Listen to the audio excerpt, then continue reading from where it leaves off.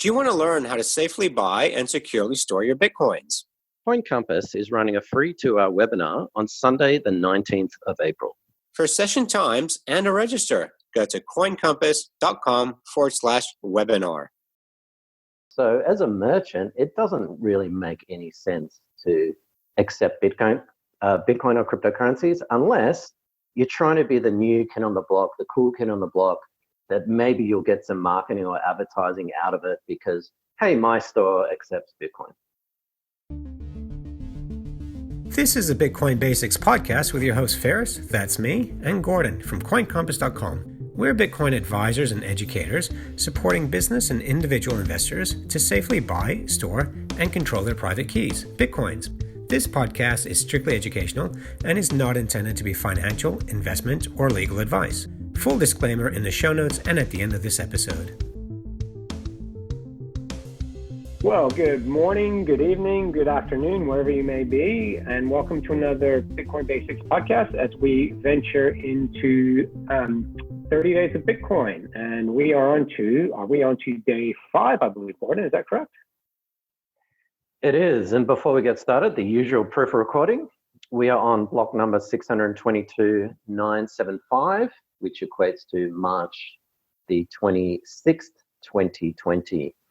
And the reason why we haven't changed our shirts is because we're recording a few podcasts in a row. The current Bitcoin price is $6,634, at least according to Bitstamp. All right, Gordon, so can we load up today's question, please? Hey guys, great podcast. Thanks for taking our questions. In order for Bitcoin to really work in the future, do businesses need to adopt it?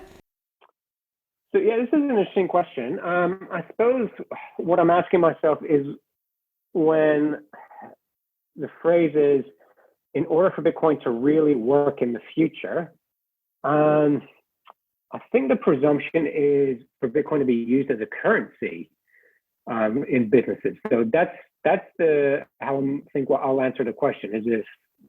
They're presuming Bitcoin is to be used as a currency as far as a point of sale. Is that your take on it, Gordon? Matt, you've read my mind, and people are not going to believe us because they think we chatted beforehand. I was thinking exactly the same thing. People talk about Bitcoin's success or to work in the future. It's like, well, under what metric? As a currency, as a money, as a medium of exchange, as a store of value? Under what? How are you evaluating the success or how Bitcoin works? Okay, so I think we've tackled Bitcoin store of value a lot. So let's talk about the currency aspect and the business transaction of Bitcoin in this one.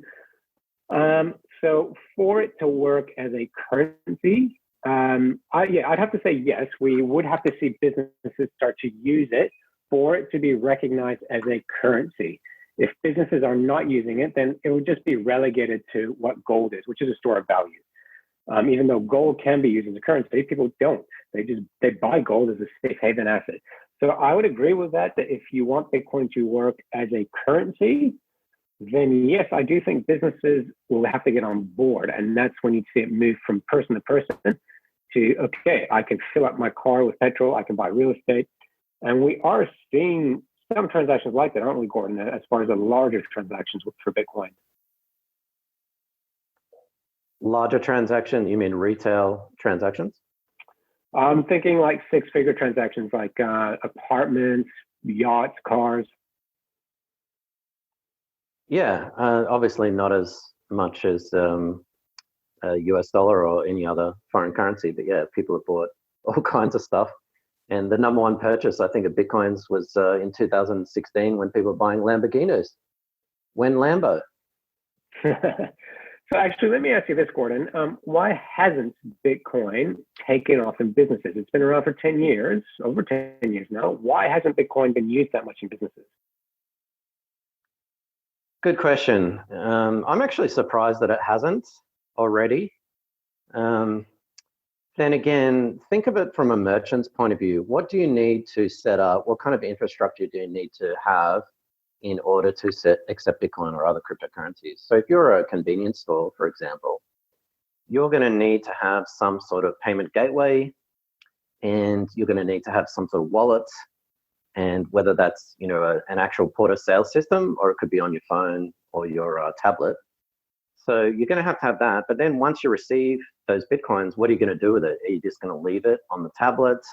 Are you going to use some of the custom payment gateways out there that converts Bitcoin straight back into US dollars or Australian dollars or whatever the national currency is? And then it kind of comes like, well, what's the point? What's the point of accepting Bitcoin? Because most merchants simply convert it from Bitcoin back into the national economy. So are you just trying to be cool to accept Bitcoin?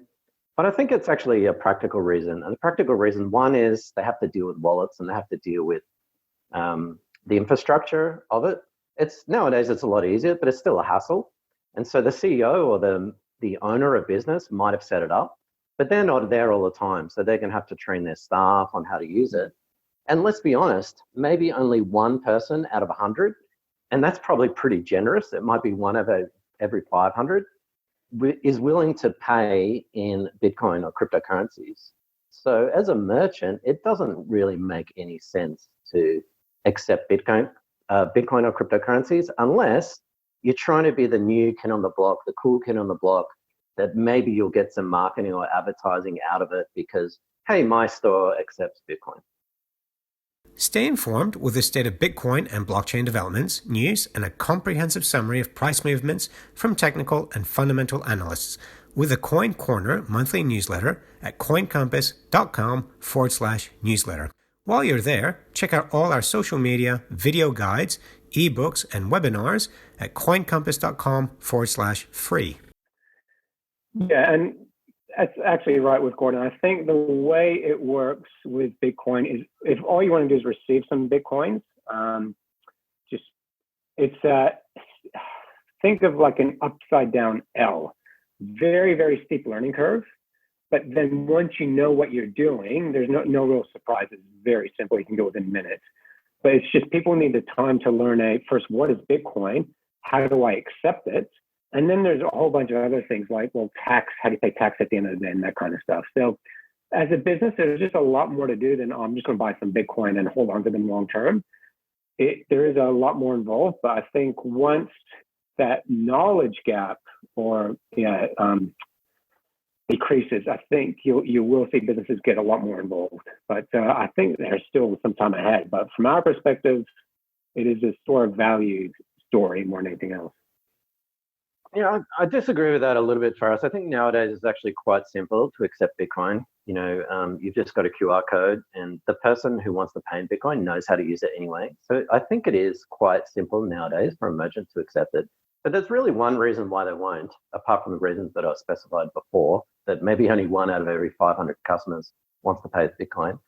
And that's that, well, the convenience store or whatever, they can't pay their suppliers in Bitcoin. And so why on earth would you want to accept Bitcoin when you can't buy your goods, you can't transact with vendors or suppliers in that? So I really don't think Bitcoin adoption in terms of a currency will ever take off until suppliers and vendors and business-to-business transactions are done with Bitcoin. Yeah, I think, and what I meant with that, it's not the technology that's preventing them, it is the understanding of it. It's taking the time to learn about it, because the technology is simple, and that's what I meant by the upside down L. It's the mental aspect of taking your time to learn it, getting used to it. Once people put the initiative in, it's very simple.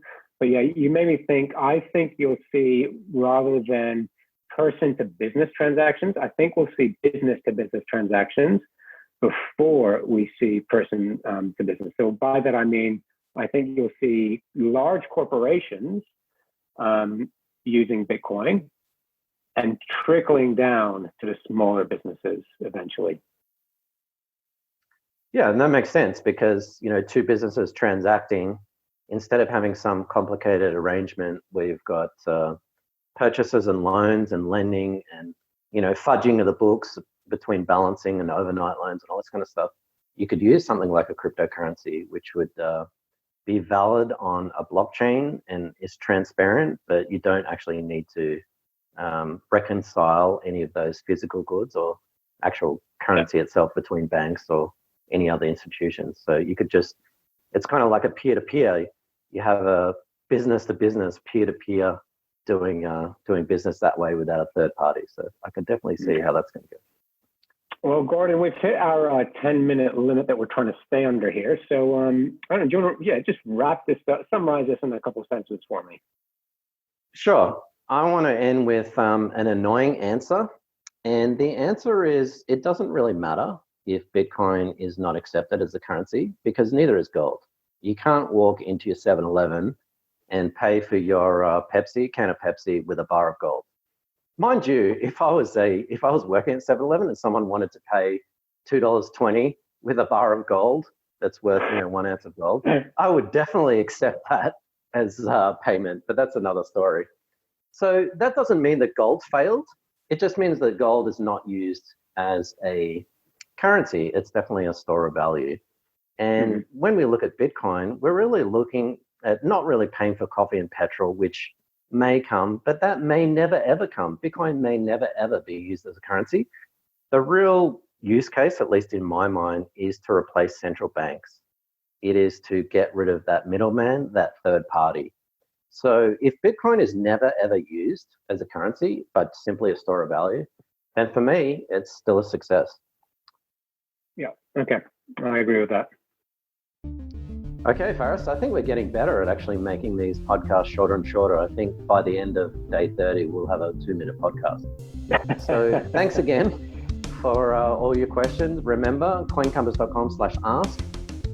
Share it around with your friends. Have your friends ask questions. Or if you want to ask a follow-up question, if we haven't answered what you were really asking, feel free to ask another one. So thanks again, Faris. Thanks for all your questions. Keep them coming, and we will catch you on the flip side.